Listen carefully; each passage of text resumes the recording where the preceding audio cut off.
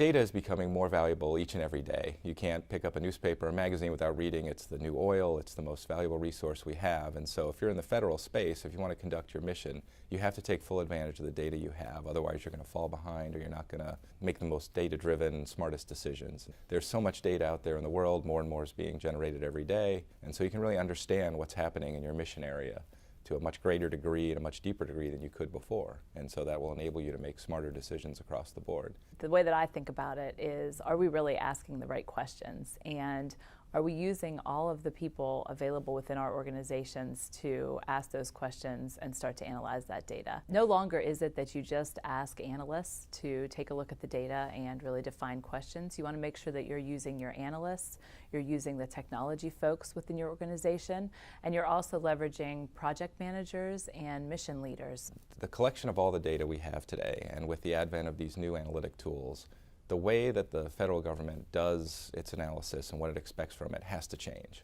In terms of the amount they collect, it used to be siloed. Now you can collect information from multiple sources and put it all in one big pool or data lake and be able to access it. And so you can understand the context, you can understand different attributes of that data, and you can start getting out ahead of some of these decisions. So instead of always doing analysis after the fact and trying to figure out what happened, now you can understand why it happened and the root cause and all the different variables that affect it.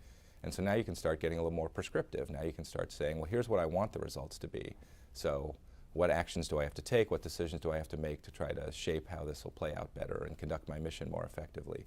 In terms of the way that we move forward and how to think about some of those questions and the data differently, we really want to be thinking about how can we use machines and artificial intelligence to think about the data differently and to be able to augment our analysts. So we don't have to have folks that are sitting in rooms kind of looking at the data over and over and over again, not moving their eyes and waiting for something to happen. We should be thinking about how to use the machines effectively to really define what some of those needles are in the haystack so that we can focus on those and really focus on the insights that can be derived from those pieces. So at Booz Allen Hamilton, we feel we're uniquely situated to really help the federal government take full advantage of all the data that's out there and the new emerging tools around data science. We've invested really heavily in data science. We're up to about 900 data scientists.